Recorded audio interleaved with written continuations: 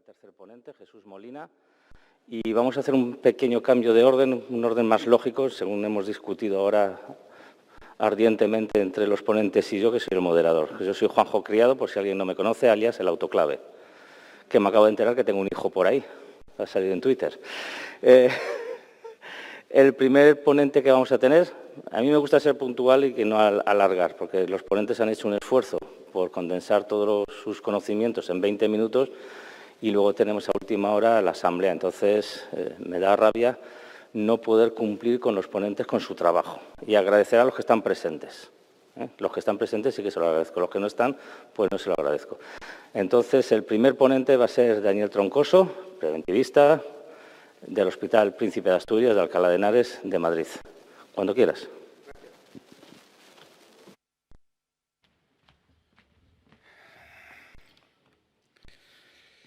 Bueno, no sé si se permite. Vale, pues entonces quedamos así. Lo primero que quería hacer es agradecer a la organización la posibilidad de estar en este evento, a los miembros presentes, a los patrocinadores y a mis compañeros. Y como en todo agradecimiento, efectivamente, pues siempre te dejas a alguien, ¿no? Pero bueno, le doy las gracias también al equipo, que gracias a Dios estamos todos, estamos juntos, hemos conseguido ser muchos más, incluso mejores. Al hospital, que también me permite estar hoy aquí, a la familia o a la que dejo con la carga de los tres chicos, y también una compañera que ha pasado una parte importante de la pandemia y que ahora ha pasado a mejor vida en el Ramón y Cajal. ¿Es necesario hablar de la desinfección convencional cuando veníamos a hablar de desinfección terminal? Pues sigo creyendo que sí. Es decir, no podemos hacer una desinfección terminal si previamente no se ha hecho una desinfección y una limpieza sobre lo que vamos a tratar. Por tanto, cuando empezamos a programar esta discusión, esta mesa, una de las cosas que se nos ocurrió es, bueno, los sistemas de desinfección terminal, ¿vale? ¿Y cuál era el que estaba más en boga y más controvertido? Pues el ozono. Pues sí, vamos a hablar de eso. Este tipo de presentaciones hasta ahora es como lo de los jarrones chinos. Invitas a un amigo, te trae un jarrón grande que no sabes dónde poner, ocupa mucho, y le buscas un rincón. Pues esta hora de las 4 de la tarde es como el almacén de los jarrones chinos, porque como veis, pasa que estamos los pocos que estamos. La limpieza y la higiene, importantísima. Gente dedicada a ello, importantísimo. ¿Y cosas que se hacen mal? O al menos controvertidas, muchas. Si hay una imagen que me duele, es la desinfección de los guantes durante la pandemia, que ha sido promocionada, hecha y realizada una y mil veces. Para todo esto, este misterio que es la limpieza y desinfección de superficies, ¿qué dicen los expertos? Cuando oía a Simón el otro día, ¿nos creemos que somos expertos en esto? Y si no, ¿a quién llamamos? Vale, gracias. Pues uno de los problemas que nos hemos encontrado y que deberíamos de recapacitar es el tema de la limpieza y desinfectantes. En las últimas normativas o la última tendencia de las instituciones europeas es eliminar todas las directivas. ¿Por qué? Las directivas necesitaban de una traducción normativa al país. Todas estas directivas se están traduciendo a reglamentos. ¿Cuál es el problema? Antes había dilaciones, había traducciones interpretativas de esta normativa o de estas directivas. Los reglamentos, el único proceso que llevan es su traducción al idioma y son de obligado cumplimiento desde su momento de entrada. Por tanto, es importante que cuando incorporemos una nueva tecnología al hospital, lo tengamos en cuenta, ¿de acuerdo? Esta normativa de productos sanitarios, ¿de acuerdo?, distingue dos apartados. Las sustancias activas que quedan bajo el manto de la ECA, de la Agencia Europea de Productos Químicos. Y el producto biocida es lo que vamos a utilizar. Depende de los componentes. ¿De acuerdo? Y ese producto biocida depende de los organismos notificados y agencias de los Estados. Una cosa que sí se pueden hacer los diferentes laboratorios es comercializar mediante un proceso especial un mismo producto biocida en diversos estados, con un sistema diferente. Pero en la mayoría de los casos, la acreditación, la posibilidad de poner un producto biocida en el mercado va o depende de cada país. Por tanto, como decía, hemos pasado de una directiva del 98 a un reglamento en el 2012. Y algo importante, porque hay muchas sustancias que en la anterior directiva no se recogían o no se evaluaba correctamente su riesgo, y en el actual reglamento este proceso está específicamente recogido, con lo cual se explican en 3 tipos de productos o de sustancias activas. Sustancias con un perfil muy favorable, aquellas con mal perfil y aquellas directamente que van a desaparecer. Otro de los problemas que tenemos es que la autorización a través del reglamento solo dura 10 años, con lo cual hay que reevaluar estos productos. Igual nos va a pasar con el tema, no sé si sabéis, el grupo principal al que se dirige nuestra actividad va a ser el grupo 1 y dentro de ellos a los productos 1 y 2, aquellos que se utilizan en nuestro ámbito. Salto todo esto porque no creo que en este momento sea lo más adecuado. Y otro de los problemas que tenemos es que los reales decretos exactamente igual están ya sobrepasados por la reglamentación de productos sanitarios, por el reglamento. Algo muy importante, y me gustaría, si tienen la amabilidad, de levantar la mano. ¿Saben a qué grupo corresponde una cama hospitalaria? No es mobiliario clínico, es un producto sanitario. Y además conectado a corriente o a energía. Y es un producto sanitario. ¿Cuántos de ustedes saben a qué grupo de producto sanitario corresponden las camas hospitalarias? Un 2A. Como les decía, el reglamento es cada vez más exigente y a todos los productos sanitarios que se dediquen a la desinfección de un producto sanitario se les van a exigir mucha más reglamentación y restricciones de lo que se hacía hasta ahora. ¿Por qué? Porque el fabricante se obliga a certificar tanto el producto como su aplicador. Y además está obligado a seguir el resultado. Un estudio fase 4. Y eso ha cambiado. Y a la hora de incorporar nueva tecnología al hospital lo tenemos que tener en cuenta. ¿Y qué alcance van a tener los desinfectantes? Ya sea biocida, ya sea producto sanitario, nos vamos a basar en las normas SUNE, ISO, la 14885. ¿De acuerdo? Algo muy importante cuando leemos un prospecto de un producto biocida o de un producto sanitario para desinfectar. Desgraciadamente, la mayoría de los estudios que nos presentan para validar productos sanitarios o biocidas de baja calidad nos están presentando estudios de inmersión, cuando realmente nuestra actividad va a ir al otro lado, productos aplicados por fricción. Y eso es muy importante a la hora de valorar un nuevo producto que incorporemos. Por tanto, los alcances van a estar determinados por esta normativa. ¿Qué es lo que ha pasado también? La crisis del COVID ha cambiado nuestra percepción de riesgo inicialmente sobre la limpieza y desinfección de productos sanitarios y de las superficies hospitalarias. ¿Qué era un biocida? Nos lo hemos tenido que leer de nuevo. ¿Qué era un producto sanitario para desinfectar? Lo hemos tenido que leer de nuevo. El alcance y algo muy importante. ¿Cuántos de vosotros habéis recibido ofertas para incorporar productos fulviricida? ¿Cuántos?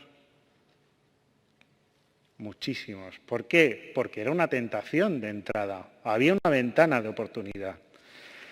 Sabemos que el virus SARS-CoV-2 tiene una gran ventaja, es un virus envuelto y con poco que le apliquemos va a desaparecer.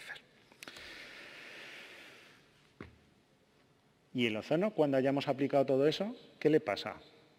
El ozono es una sustancia comburente, per se puede provocar incendios a altas concentraciones. En la reacción con otros productos químicos a diferentes concentraciones puede provocar un incendio.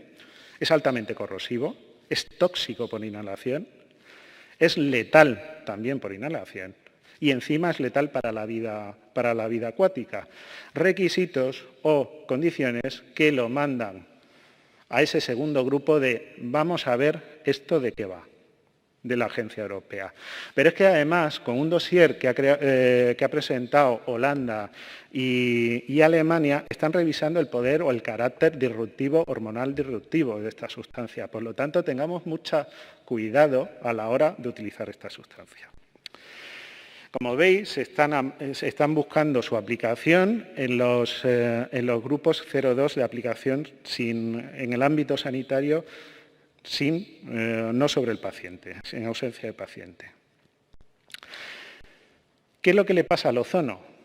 Si nosotros generamos ozono a través de un oxígeno específico para generar ozono, la sustancia activa que hay que acreditar, curiosamente, es el oxígeno o el agua del que se produzca. Pero si tomamos una sustancia general, no sé si sabéis cómo funcionan los generadores de ozono, simplemente haciendo pasar una corriente de aire que tenga o de agua que tenga una cantidad de oxígeno suficiente, produce la ozonización de CO2 a través de una descarga eléctrica o con luces ultravioletas. Bien, cuando nosotros lo hacemos del aire, el producto biocida final es lo que tenemos que acreditar como sustancia activa. Cuando lo utilizamos a través de un oxígeno inicial, para eso debemos acreditar la sustancia activa que sea el oxígeno. Otros problemas que tiene es que el ozono ya se utilizaba anteriormente, pero por sus características y su producción in situ, no ha entrado en el proceso de revisión de sustancias transitorio entre directiva y normativa y debe ser evaluado inicialmente como una nueva sustancia. Por tanto, está en el aire, nunca mejor dicho. Otro de los problemas es que sus límites son muy, muy bajos. Sus límites tóxicos son extremadamente bajos. Tanto es así que la normativa americana en California lo que permite producir ozono en ozonizadores es 0,005 partes por millón. Para que esto sea efectivo tiene que empezar de 10,35. Es que son límites enormes. Y otro de los problemas que tenemos es que la semivida es errática y que además necesita alta humedad para ser efectivo. Como ya les dije, las concentraciones admitidas de ozono para ser utilizado en el medio o exponerse al ozono son extremadamente bajas. ¿Y cómo hemos funcionado en pandemia? Pues en pandemia, para poder saber, se pasó a todos los miembros de la sociedad una encuesta. Esta mañana, gracias a la información que me pasó uno de los miembros de la sociedad, nos dijo que eran 560 miembros, 560 correos. Primera conclusión del estudio. Los preventivistas no contestamos a encuestas, 23 respuestas. Bien, es una de las conclusiones. ¿Quién hace qué? Pues lo que es el housekeeping, la limpieza de mobiliario, equipamiento, superficies y demás, está claro, empresas externas. Curiosamente, la desinfección de productos sanitarios, una parte del personal también es externo. ¿Qué registro tienen estos productos? Pues como veis, la mayor parte de los equipos para la desinfección del housekeeping, para hacer que deberían ser un DES o al menos un marcado doble, ¿de acuerdo? Es, curiosamente, lo más frecuente es que sea un marcado CE. ¿Por qué? Porque hay muchos equipos sanitarios que entran en los contratos de limpieza de los hospitales, lo cual me parece correcto. Según el tipo de producto, yo creo que es más fácil verlo aquí. El 50% prácticamente son amonios. Amonios de cuarta, de quinta generación. Y el otro 40% son los clorados. ¿Cómo se han comportado en el antes y el después? Le hemos dado una oportunidad importante a los peróxidos. Han entrado en el mercado con fuerza. Otro de los problemas, y lo que decíamos, es quién utiliza qué y por qué.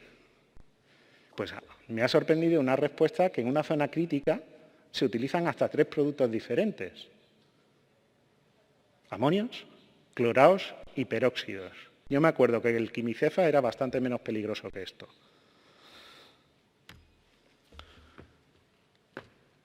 ¿Qué alcance? Pues el alcance, curiosamente, ha subido mucho. La petición o la reclamación de ser full viricida.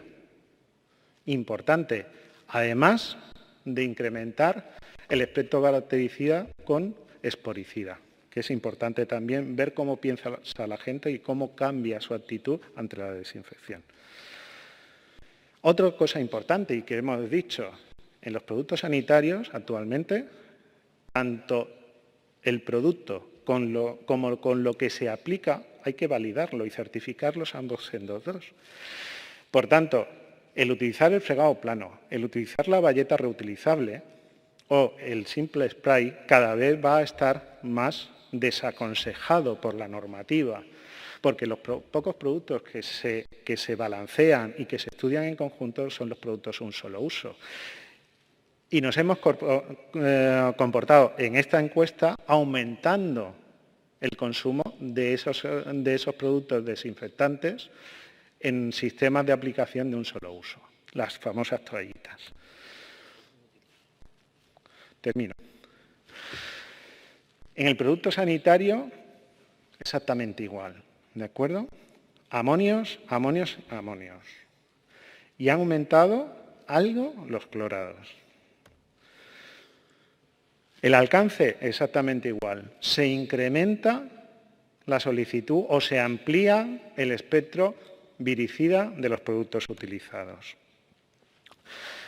De nuevo, la aplicación de un producto sanitario para la desinfección, volvemos a encontrarnos con la situación de que se incrementa el uso de las toallitas de un solo uso y que la norma sigue siendo el spray y la espuma con un soporte más o menos normalizado. Como sabéis, muchos de los productos, teniendo en cuenta que el 50% son amonios cuaternarios, tienen problemas de compatibilidad con el soporte con el que se utilizan. Y hay que tener mucho cuidado en esto. También se preguntaba por los métodos non-touch. Muy bien. Pues es cierto que se han aumentado, pero realmente lo que se ha hecho es que la desinfección terminal se sigue haciendo con la metodología habitual. Dar cera, pulir cera. Otro de los problemas es que lo poco que se ha incrementado la tecnología de aplicación terminal es que han sido nebulizadores o aplicaciones por vía aérea de productos convencionales. Y en algún caso se ha incorporado la luz ultravioleta. Algo importante es que la usabilidad de los equipos incorporados no ha mejorado, porque las desinfecciones terminales, según responden los encuestados, no llegan de 1 a 5 veces por semana. Y otro de los problemas que hemos visto es que los sistemas de seguridad en los productos nebulizados o los sistemas de seguridad, lo único que se hace es el sellado de los sistemas de climatización. Probablemente eso vaya en contra de su usabilidad. Y otros problemas importantes, no se controla el resultado. Lo único control que se hace de la desinfección de todo ese trabajo es la visual. Conclusiones. De 520 responden 23, no respondemos. La desinfección de superficies en el housekeeping, que dicen los ingleses, se hace por medios externos y su certificación es como producto sanitario. Los sistemas tradicionales es lo que se utiliza para la desinfección terminal y el producto normalizado, un solo uso, incrementa. Hay que tener cuidado con las combinaciones de productos. En las zonas críticas se incrementa el uso de peróxidos y, sobre todo, se utiliza o se implementa el alcance fulviricida. Y daros las gracias por vuestra atención. Muchas gracias.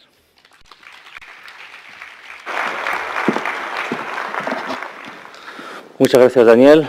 La siguiente ponente, como hemos comentado, hemos cambiado el orden para hacerlo un orden lógico entre nosotros. Va a ser Ana Aro. No, Jesús, te dejamos para el final, para seguir un orden. Es Ana Aro, viene de Salamanca y nos va a hablar de desinfección de alto nivel mediante toallitas. Ana, si nos ajustamos al tiempo, sí. Muchas gracias.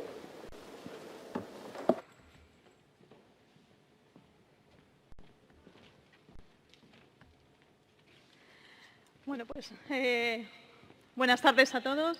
En primer lugar, agradecer la oportunidad de la sociedad, de los organizadores del Congreso y al organizador de la mesa de tener la oportunidad, en este caso, de compartir mis dudas sobre la desinfección, el uso de toallitas para la desinfección de alto nivel, en este caso para los dispositivos médicos invasivos. El doctor Troncoso nos ha hablado de la desinfección de superficies y de equipos médicos, pero no invasivos. Y en este caso vamos a hacer un repaso de si hay otras alternativas a las clásicas que ya conocemos de los sistemas de inmersión, bien automáticos o manuales, o la esterilización en los dispositivos médicos invasivos.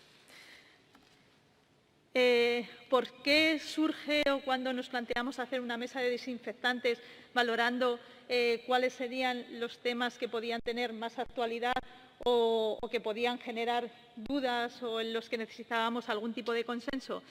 Pues uno de los que nos planteamos fue precisamente el utilizar, si podíamos utilizar las toallitas como desinfectantes, porque en el año 2015 los CDC lanzan una alerta que se han notificado, se han publicado estudios en Estados Unidos que no tienen tanto miedo a publicar brotes que hay en pacientes de infecciones nosocomiales, pues se detectó, se empezaron a ver publicaciones, estudios donde se detectaban infecciones por microorganismos asociados al uso de determinados dispositivos y esas infecciones, esos brotes, se relacionaron con fallos en el proceso, en el reprocesado de esos equipos, de esos dispositivos médicos invasivos.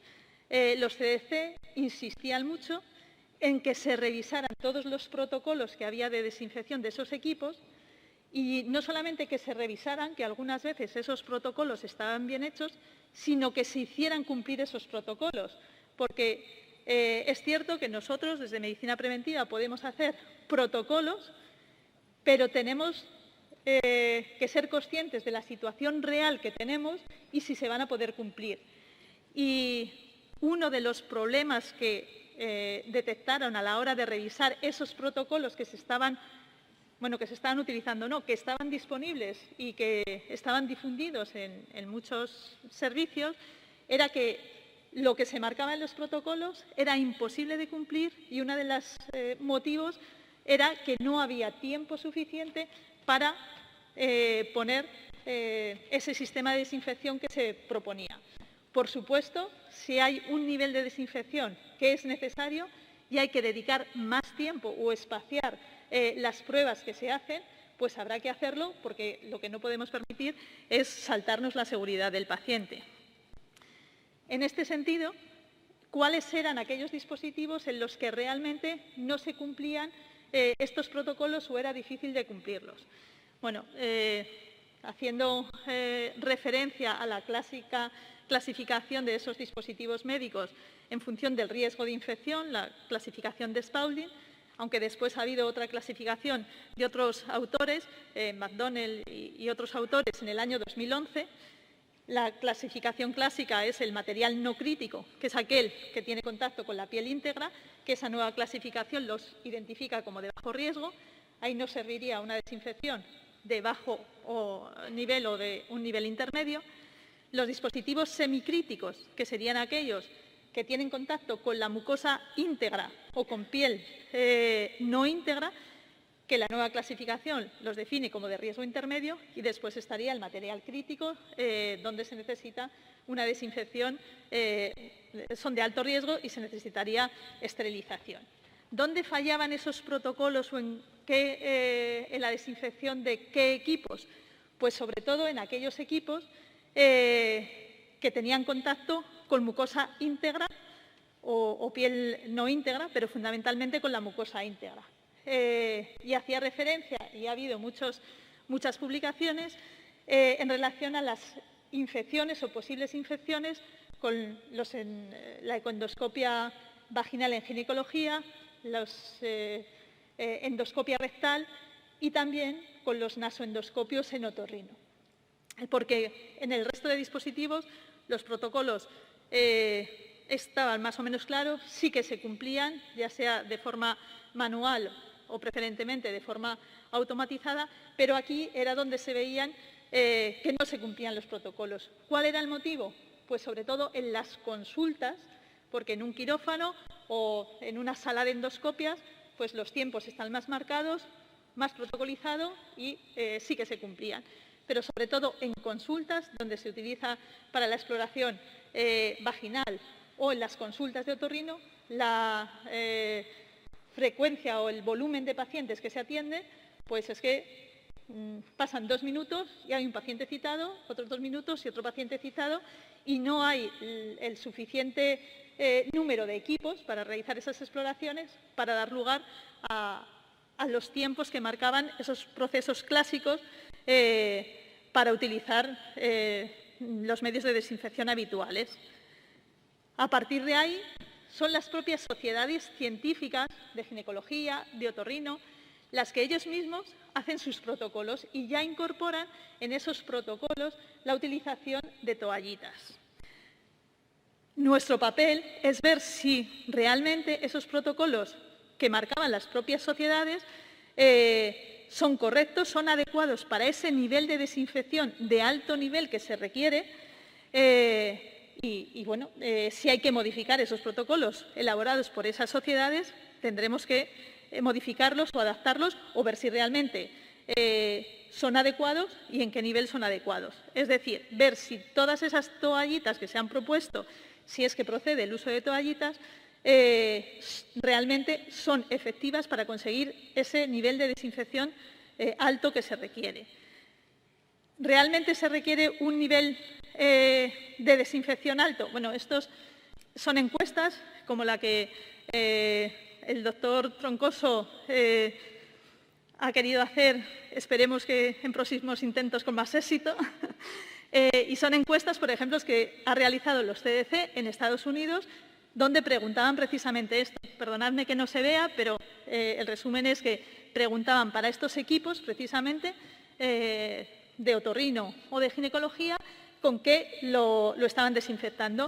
Y había variedad, ya estaban incorporadas desde hace bastante tiempo, en el año 2017, las toallitas para hacer esa desinfección y, en otros casos, desinfección por inmersión.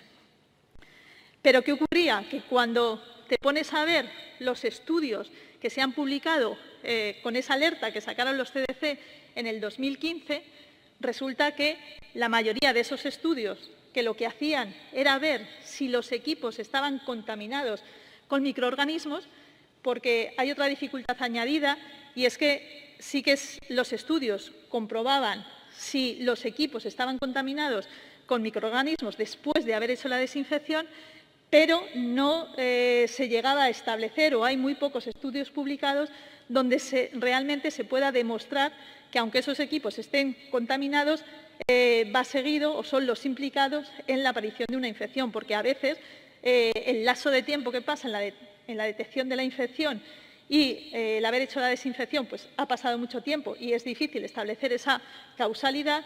Y, por otro lado, no tenemos trazabilidad en la desinfección de estos equipos que se hacen en las consultas. Sí que estamos más acostumbrados ya a establecer un sistema de trazabilidad cuando esa desinfección de alto nivel o la esterilización, por supuesto, se hace en las centrales de esterilización, en las salas de endoscopias o en zonas más específicas, pero lo que se hace en consulta no tiene ninguna trazabilidad. Por lo tanto, no podemos correlacionar si ese paciente que se infectó le hizo una exploración con ese ecógrafo o con ese nasoendoscopio. Pero ¿qué ocurría además? Que si revisamos los estudios publicados, cuando se veía que esos endoscopios estaban contaminados por determinados microorganismos, el sistema que habían utilizado para la desinfección era una desinfección de bajo nivel. Por lo tanto, la primera conclusión a la que llegamos al hacer la revisión es que estos equipos, estos dispositivos médicos que no son invasivos, necesitan una desinfección de alto nivel. No nos podemos conformar con una desinfección intermedia o de bajo nivel. Por lo tanto, una vez que ya tenemos claro que es necesaria la desinfección, aunque no podamos establecer esa correlación entre la infección y ese equipo contaminado, es que necesitamos una desinfección de alto nivel. ¿Y cómo elegimos ese desinfectante? Pues ya lo ha comentado el doctor Troncoso.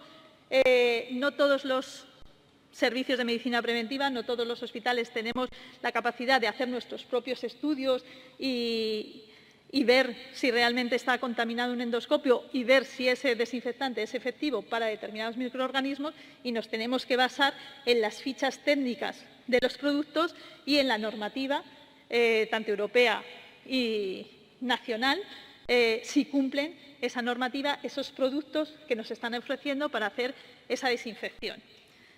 Importante saber que una cosa es, como hemos visto, evaluar el principio activo, pero tan importante es evaluar la forma de aplicarlo. Un principio activo puede ser eficaz por inmersión, pero no ser eficaz si lo aplicamos de otra forma, como pueden ser las toallitas, porque influyen muchos factores. Uno de ellos, y fundamental, es qué toallita utilizas, porque muchas veces ni siquiera se utiliza una toallita, sino que utilizas la gasa estéril que tienes en la consulta, donde echas el desinfectante que utilizas igual por inmersión que por otra forma y arrastras, aparte de los riesgos de dañar ese equipo con un material que no es el adecuado para ello. Otro tema que se plantea son los tiempos que se necesitan para cumplir esos protocolos y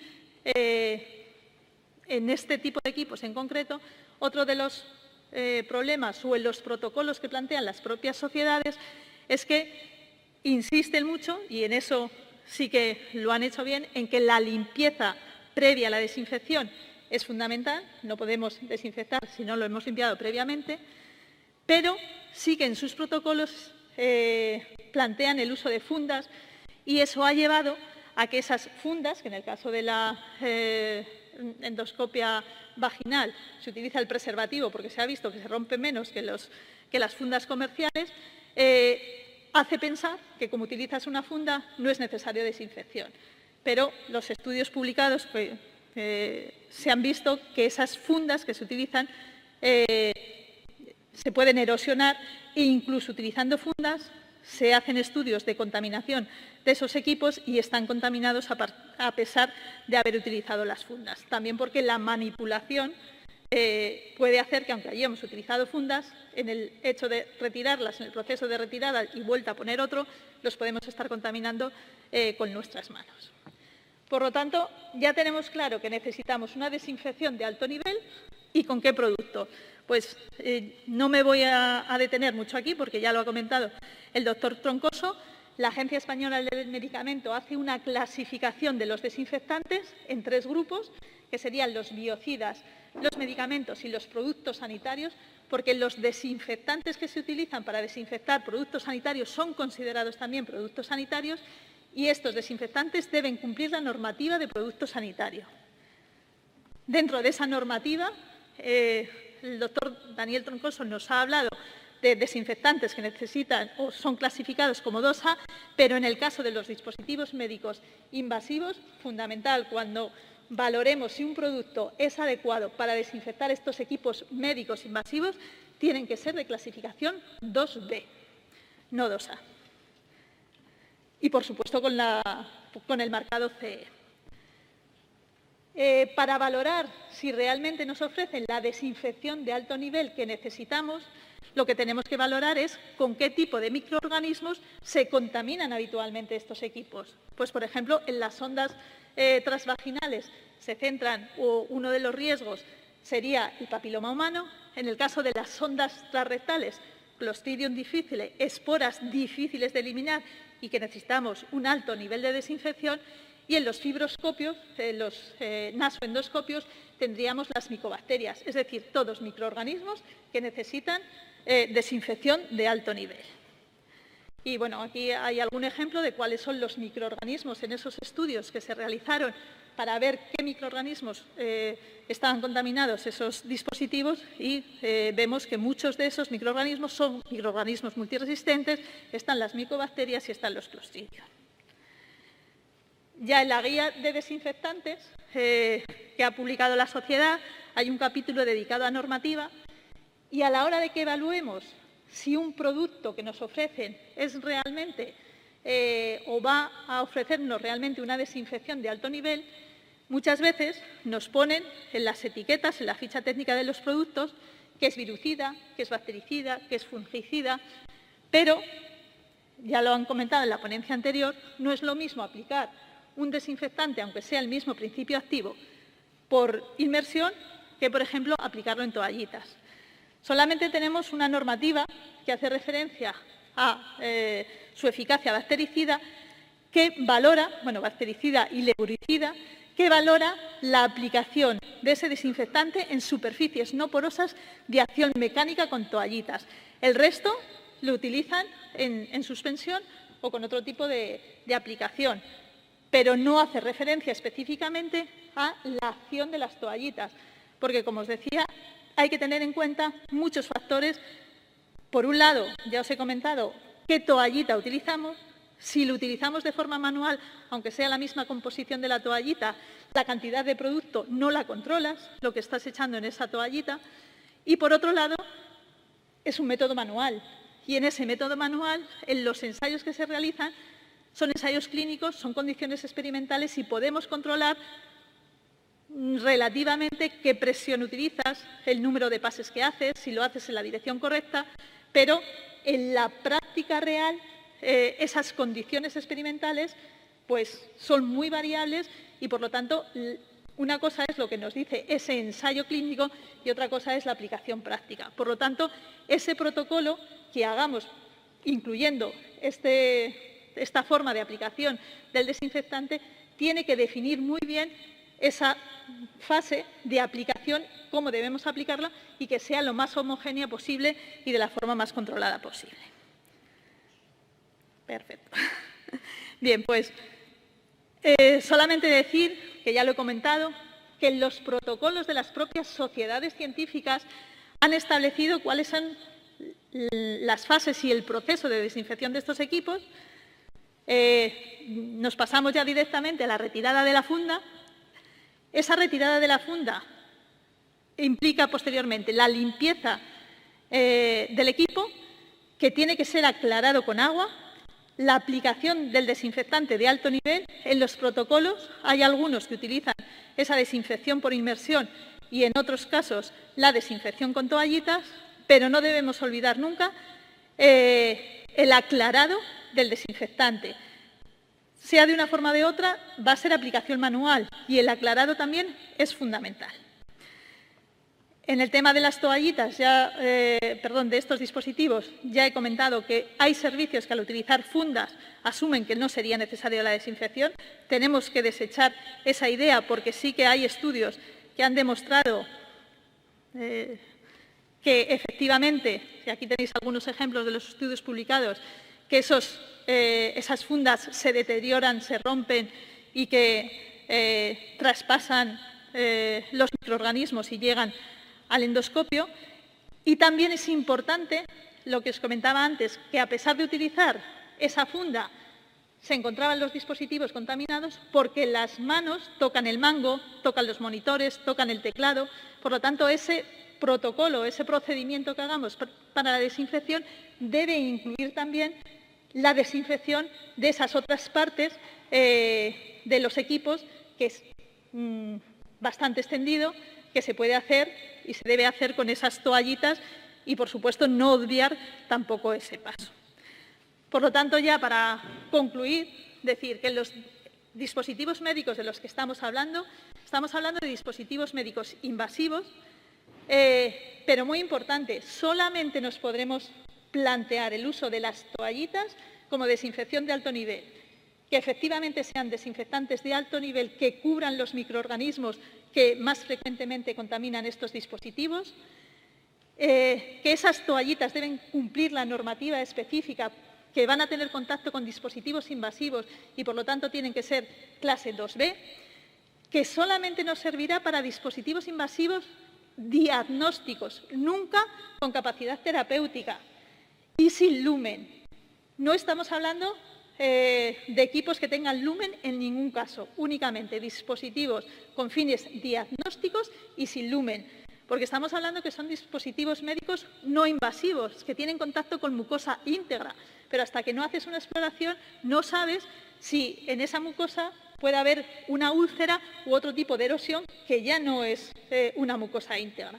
Por lo tanto, el nivel de desinfección de alto nivel es básico, que cumplan la normativa, pero en base, revisando bien que la normativa y los ensayos que se han realizado son los adecuados para valorar esa desinfección de alto nivel. Y ya para concluir, pues un ruego a los miembros de la sociedad, o aunque no sean miembros de la sociedad, a todos los preventivistas, que ya he dicho al principio que no todos tenemos la capacidad de poder realizar ensayos o estudios de la eficacia de estos desinfectantes, pero sí que hay servicios donde se realizan y sería bueno compartir con todos a través de la sociedad o del medio que más consideren adecuado, pues compartir esos estudios que se hayan podido hacer en otros centros para que entre todos podamos tomar la mejor decisión y hacer los protocolos adecuados en este caso y en muchos otros. Y por mi parte, pues muchas gracias por estar aquí.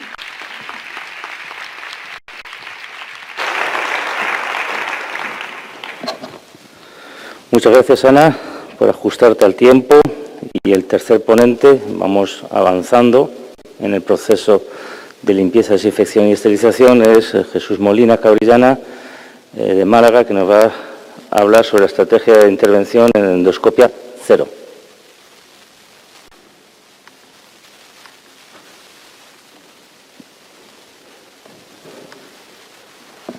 Bien, buenas tardes. Mientras me aclaro con esto para que siga la presentación. Ya, ahora, perfecto. Aprovechando que como presidente del comité científico quiero anunciarle, porque no me ha dado tiempo a comentar sobre el moderador, que saben que la entrega de premios a las mejores comunicaciones habitualmente se ha hecho siempre en la cena de gala, que sería esta noche. Lo que pasa que por motivo de la normativa COVID, la cena la tenemos en 2 plantas, con lo cual no parece que sea el escenario más idóneo para un acto tan entrañable, tan bonito como es la entrega de premios a las mejores comunicaciones, que dicho sea de paso, nos hemos currado muchísimo, porque nos lo han puesto muy difícil, porque la verdad que las comunicaciones, la verdad que han sido bastante buenas, de bastante nivel. Yo estoy bastante satisfecho. Con lo cual, como digo, lo vamos a posponer a mañana en la clausura. Bueno, pues este es el anuncio y a partir de ahora se dirá en todas las mesas. La decisión acabo de tomarla ahora a mediodía, con lo cual por eso no lo sabía.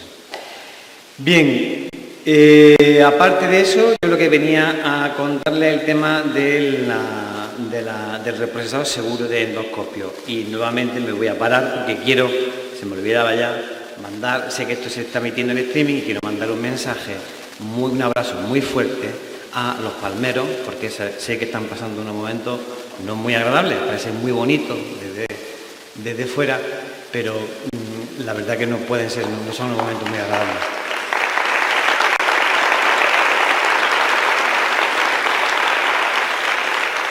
Como digo, mi solidaridad con el pueblo canario, porque como saben, todavía parte de mi corazón sigue allí. Y ya me dejo de historia, me meto en el tema al que yo he venido a hablar, que es del reproceso seguro de endoscopio. Voy a ser muy breve porque realmente tengo muy poquito que contar. Tengo muy poco que contar porque realmente no tenemos, no hay una propuesta concreta desarrollada, ¿no? ¿Dónde voy para atrás? No entiendo esto, ¿verdad?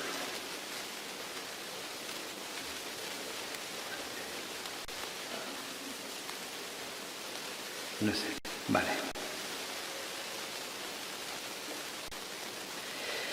Bien, como saben, todos los años el ECRI, que es un organismo que se dedica a decir cuáles son los principales riesgos en el sistema sanitario, establece un ranking y un top de 10 riesgos más importantes, y siempre, clásicamente, el tema del reproceso de la endoscopia estaba en ese top, ¿no?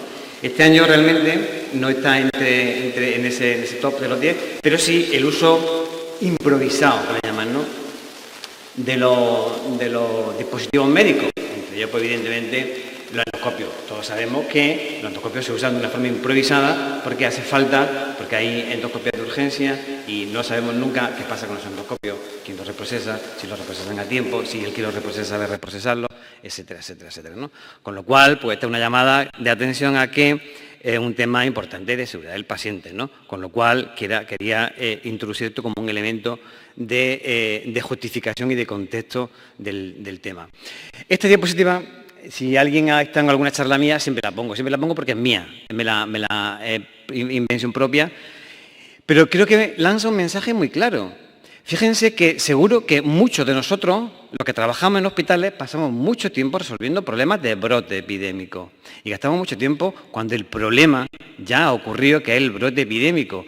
Yo creo que lo que tenemos que hacer, lo que deberíamos hacer, es centrarnos en la base de la pirámide. La base de la pirámide son las prácticas clínicas que se hacen día a día, y ahí es donde está la endoscopia, por ejemplo, la endoscopia segura, ¿no?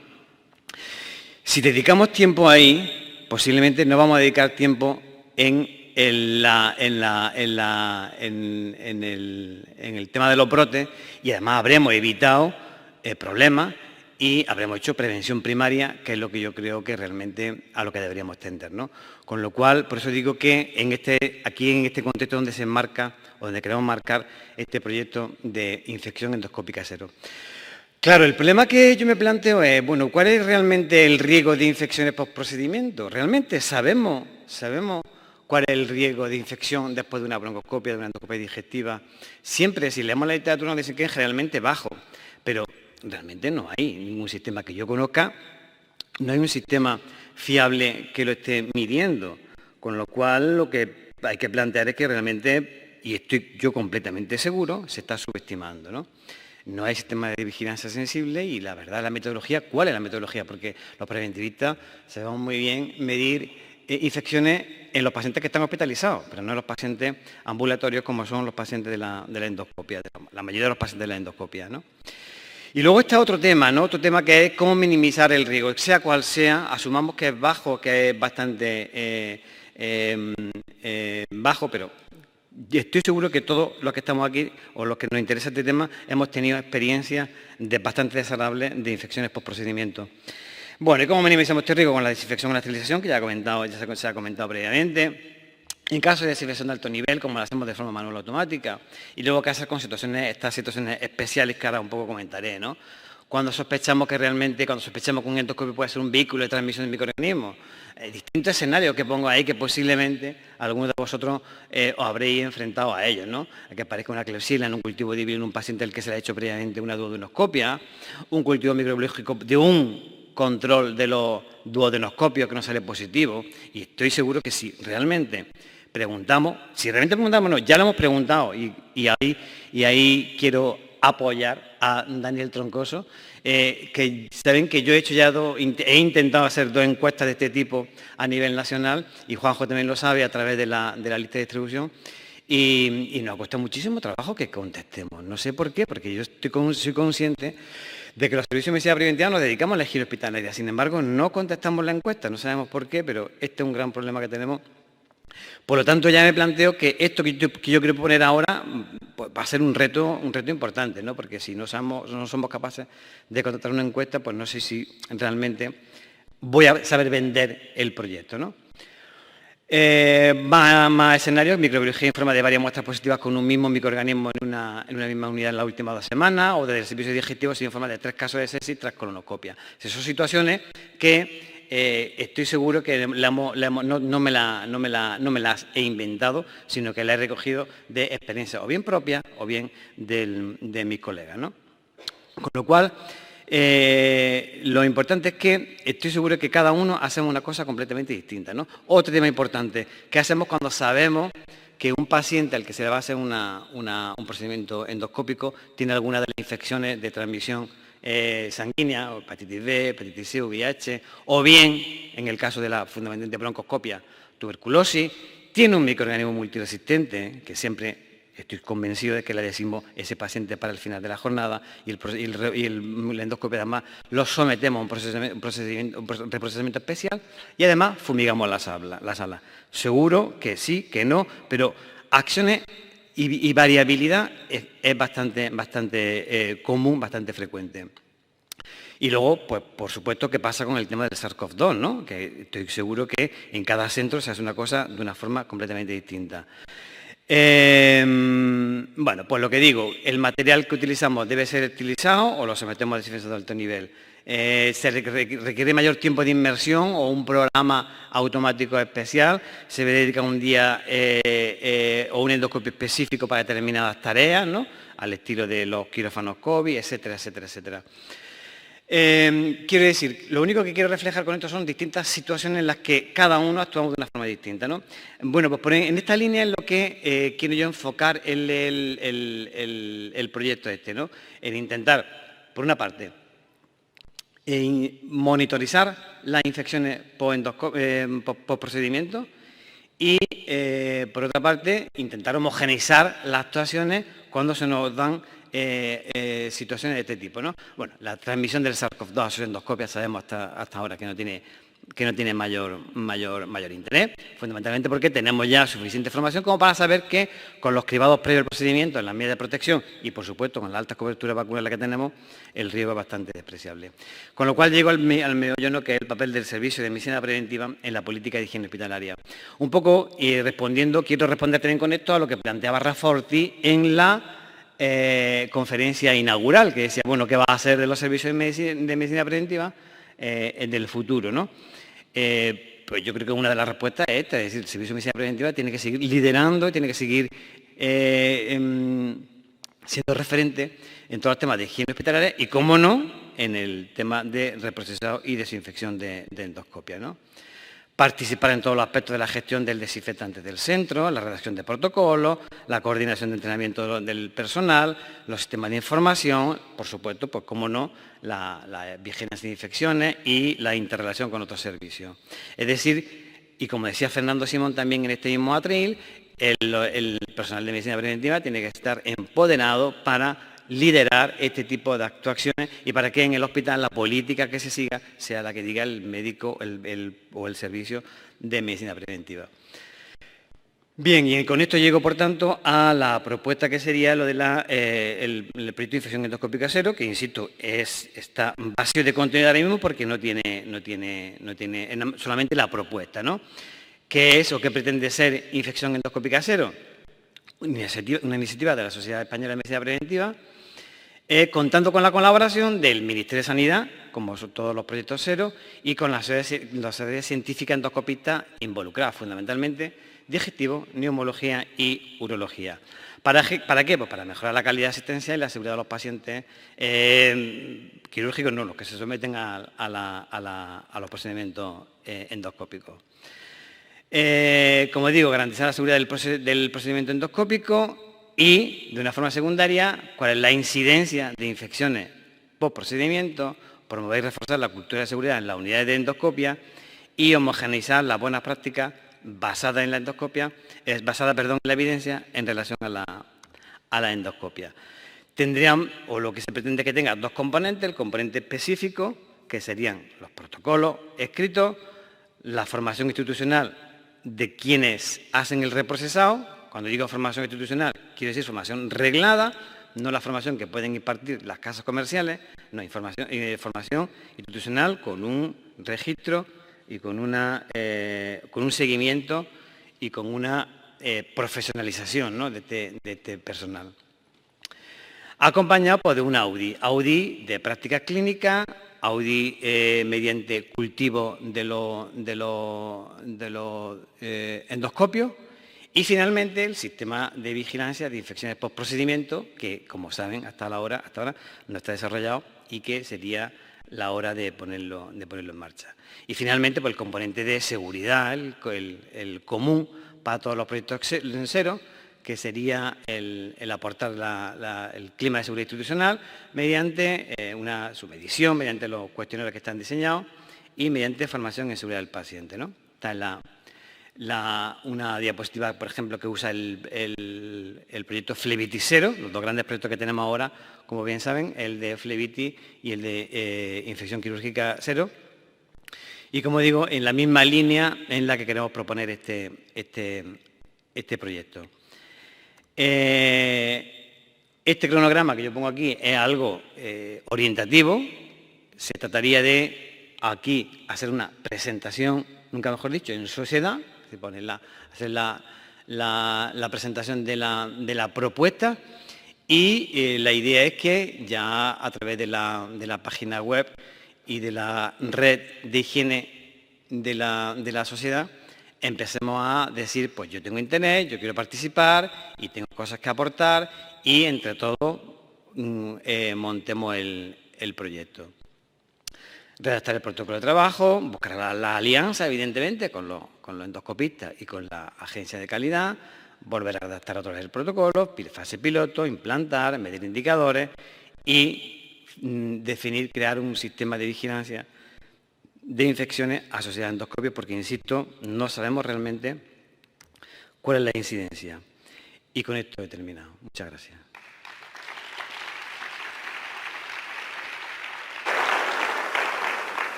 Muchas gracias, Jesús.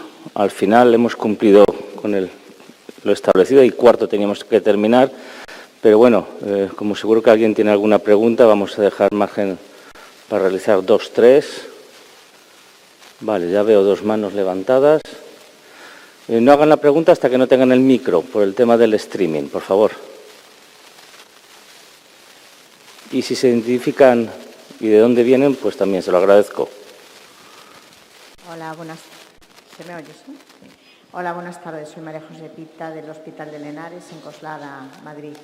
Es para Jesús Molina. Lo que nos acabas de contar ahora de infección endoscópica cero, ¿cómo se realizaría esa vigilancia? Porque los recursos tendrían que ser importantes, ¿no? Porque se hacen muchísimas endoscopias, los pacientes son ambulantes, se pierden, no sé, detállame un poco porque yo me pierdo.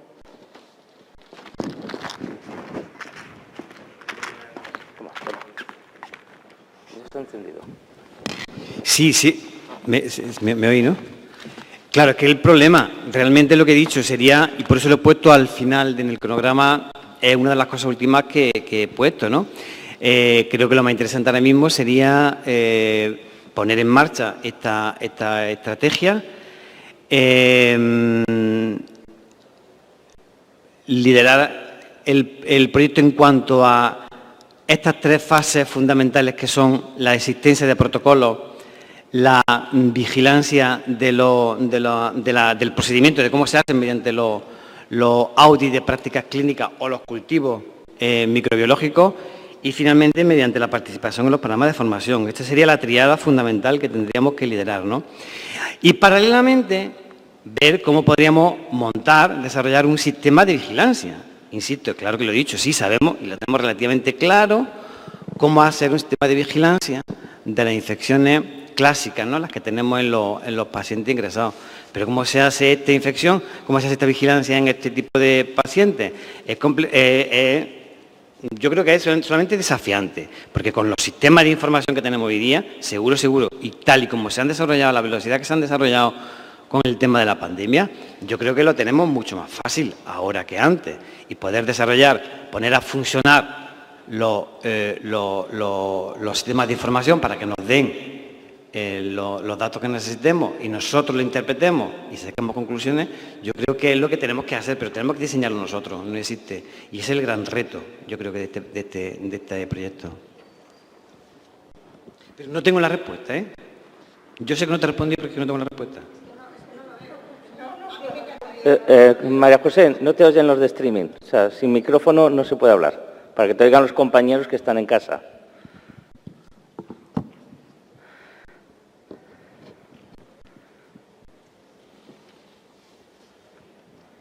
Hola, muchas gracias. Eladio Gómez, de Besses Health. La pregunta podría ir dirigida casi indistintamente a Daniel o a Ana.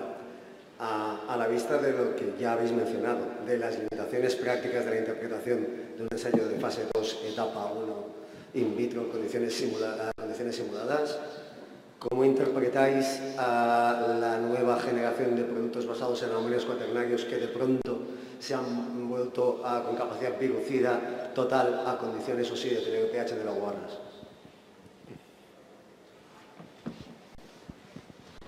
Hola, pues yo lo que propongo es que precisamente realicemos estudios in situ, en condiciones reales, no en condiciones experimentales como lo que nos plantean.